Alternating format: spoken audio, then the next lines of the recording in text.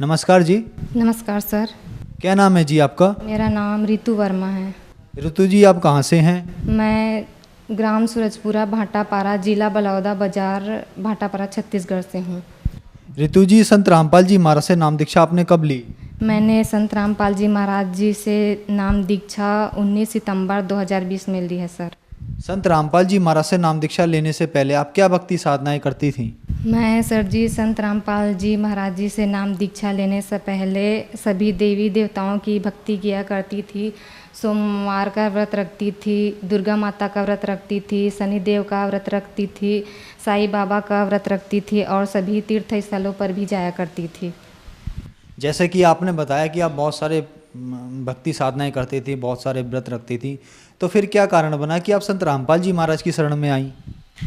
मैं बहुत परेशान थी भगत जी। मुझे शारीरिक कष्ट बहुत थे, जैसे कि सिर में दर्द होना, कमर में दर्द होना, छाती में दर्द होना। मैं बहुत परेशान रहा करती थी, लेकिन मुझे कहीं से आराम नहीं मिला। तो एक बार मेरे पति जी ने की राह बुक लेकर आए मेरे घर, तो उसने बोला कि इसको पढ़ के देखो, इसमें बहुत अच्छा ज्ञान लिखा हुआ है। फिर मैंने उसको पढ़ना स्टार्ट किया तो मुझे बहुत अच्छा लगा। पूरा ज्ञान समझ में आ गया कि यही पूर्ण परमात्मा है, कबीर साहब पूर्ण परमात्मा है। उसके कबीर साहब के रूप में संत रामपाल जी महाराज आए हुए हैं। ऐसे करके मुझे पूरा ज्ञान हो गया, मोक्ष मार्ग का पता चला। ऐसे संत रामपाल जी महाराज जी के शरण में आई। संत रामपाल जी महाराज से नाम दीक्षा लेने के बाद क्या आपको लाभ भी मिले? जी हाँ सर जी, लाभ तो मुझे बहुत सारे हुए हैं, लेकिन मैं मेन पॉइंट को बताती हूँ। जैसे कि मुझे सिर में दर्द होता था, मैं अपने ससुराल में ठीक से काम नहीं कर पाती थी। जहाँ शाम होता था तो सिर में दर्द होता था, मैं टेबलेट लेकर ही मुझे काम करना पड़ता था। और छाती में दर्द, ऐसा लगता था कि जैसे दिल में छेद है। और कमर में दर्द और गले, ये आप देख सकते हैं सर जी, ये गले में कैंसर हो गया था। डॉक्टर ने बोला कि इसको ऑपरेशन करना पड़ेगा, ऐसे करके। फिर मैं बहुत डर गई कि मुझे ऑपरेशन नहीं कराना, ऐसे करके। फिर एक जगह पता चला कि बेलपान गांव है बिलासपुर क्षेत्र में, तो वहाँ पता चला कि वहाँ आयुर्वेदिक दवाई लगाते हैं, वहाँ ठीक हो जाता है, ऐसे करके। फिर पापा मुझे बोलने लगे कि चलो वहीं चलते हैं, वहाँ ठीक हो जाएगी तू, ऐसे करके। फिर वहाँ मैं चली गई। फिर चली तो गई, ठीक तो हो गया सर जी, लेकिन 1.5-2 साल बाद फिर उत्पन्न हो गया ये कैंसर। फिर मैं संत रामपाल जी महाराज जी की शरण में आई। संत रामपाल जी महाराज जी से मैंने मन ही मन अरदास लगाया कि हे परमात्मा, मुझे कहीं नहीं जाना, ना ही डॉक्टर के पास जाना है, ना ही ओझा तांत्रिकों के पास, और ना ही कुछ दवाई लगानी है, ना ही कुछ गोली खानी है, ऐसे करके मैंने मन ही मन संत रामपाल जी महाराज जी से प्रार्थना की। तो ये कैंसर अपने आप ही ठीक हुआ है सर जी।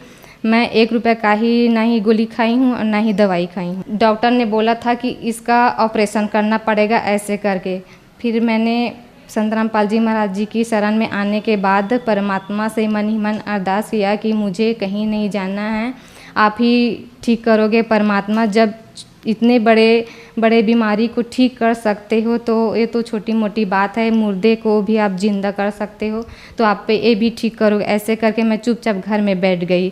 फिर ये अपने आप ही ठीक हुआ है, ना ही मैं डॉक्टर के पास गई और ना ही कोई दवाई लगाई हूँ, ना ही कोई गोली खाई हूँ। अभी 1.5 महीने पहले की बात है, यहाँ पे मेरा सूजन हो गया था और यहाँ पे गांठ।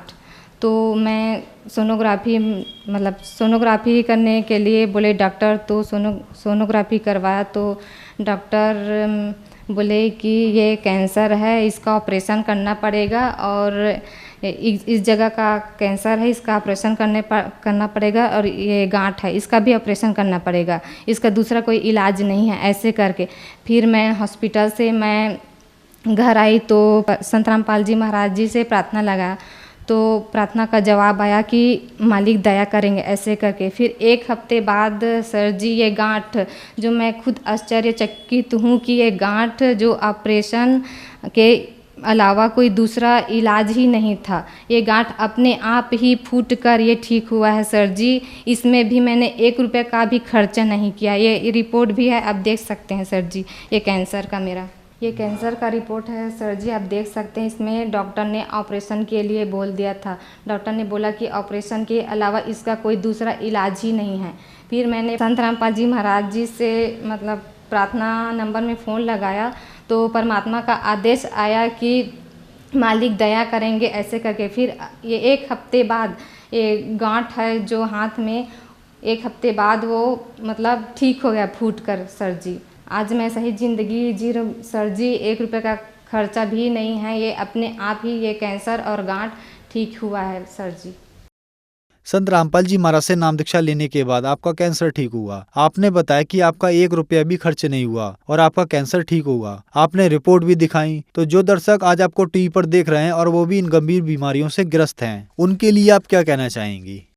मैं सभी भक्त समाज से यही कहना चाहूँगी कि जो भी इस बीमारी से ग्रस्त हैं, किसी को कैंसर है, किसी को बुखार है, किसी को और कुछ बीमारियां हैं, वो संत रामपाल जी महाराज जी से नाम दीक्षा लेकर उसके शरण में आएँ और नाम दीक्षा लेकर अपना कल्याण कराएं।